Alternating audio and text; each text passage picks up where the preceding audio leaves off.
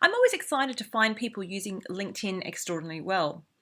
On the Gold Coast at PSA convention, Cyriel Kortleven was one of our keynote speakers, and he brought into his speech how he used LinkedIn to build his speaking business. So, of course, I had to go and interview him.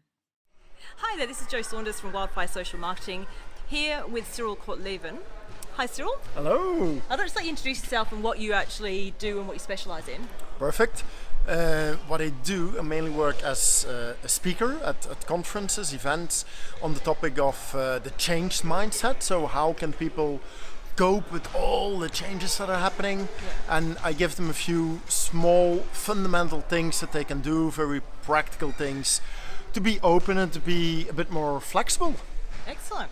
Well, obviously I've just heard you speak at the Professional Speakers Convention, and one thing that triggered my interest was your reference to your success with using LinkedIn. So I thought I could do a quick casual interview just to chat about that. Yeah. So you mentioned that you contacted 10 people and you got some bookings from it. So just walk me through the process, because I'm really excited about it.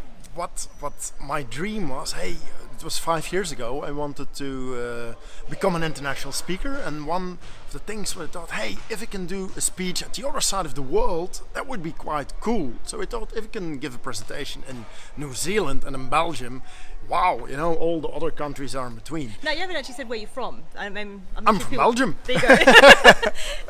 There you go. Yeah, I'm so that's for me the other side of the world. Yeah. But he didn't know anybody there. So I was thinking, how can I get in touch with somebody at the other side of the world? Yeah. Then I thought, wait a minute, LinkedIn, that's probably connecting people all over the world.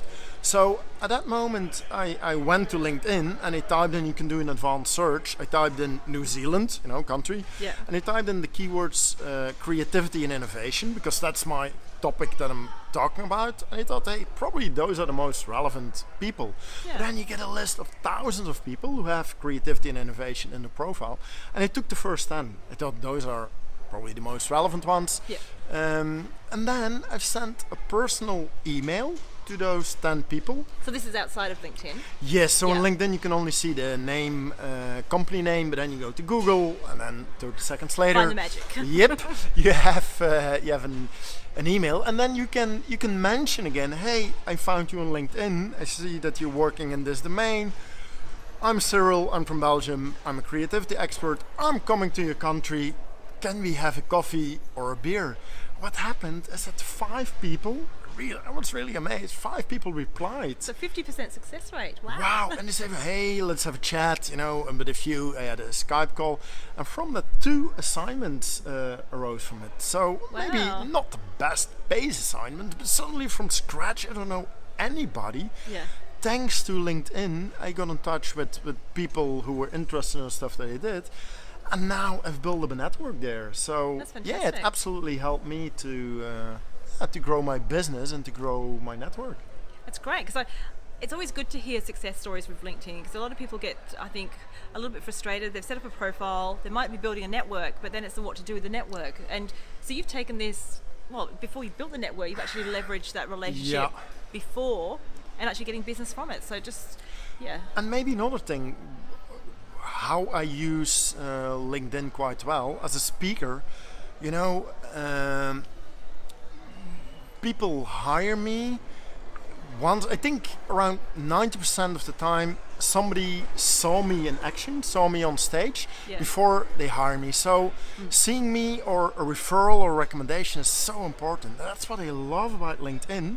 I can ask a recommendation, put it on my website, but now what I do is if I gave a presentation, I look for the highest in rank, and then I ask that person after the presentation, if they liked it of course, and say, hey, if you like it, are you willing to write 2 or 3 lines as a recommendation? Yeah. And at this moment, I think I have around 140 different recommendations. Then you can say, why do you need so much? But if I'm working in a certain industry, I can have a look quite easily. Hey, I did something in that industry. This is the recommendation. So it helps me, and it's out there. People know I didn't make it up because they have written it on LinkedIn. So that's also how I use it.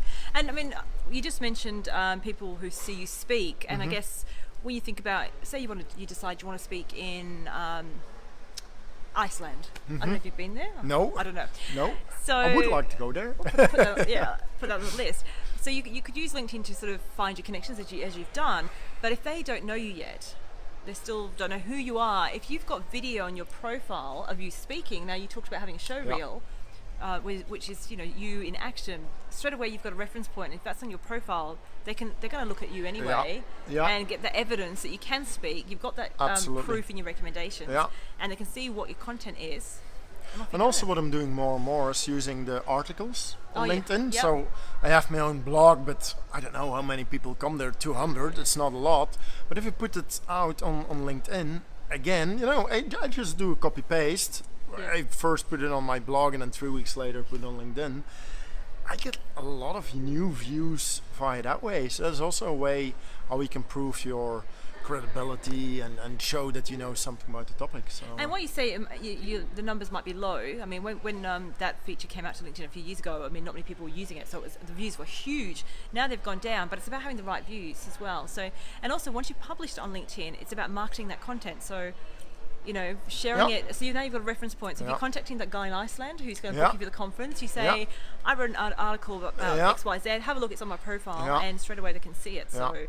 It's that evidence and building up your position. Absolutely. Yeah. I love it. I use LinkedIn a lot. Yay! So, good to find people excited, because I find a lot of people with a resistance to LinkedIn. They don't understand it, or they're getting spammed by people. But it's really good to hear these success stories of people who are actually getting booked through using LinkedIn. So thank you for sharing those tips with us. I'm sure some people can actually think, wow, how can I use LinkedIn better for my business, or whether they're a speaker, whether they're in business. There's always something you can do.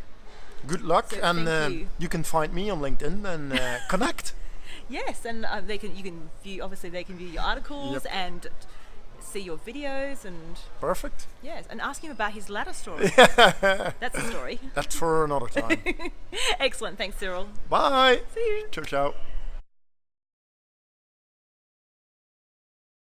Last words. I would be quite proud of it. I think in life we have to imagine a key dream. What do you want to achieve? What is worth struggling for? Say yes and go for it. Take nano steps. In the beginning it might be quite hard. And sometimes, it might be a nearly. But then you have to find a new path. Look for alternatives.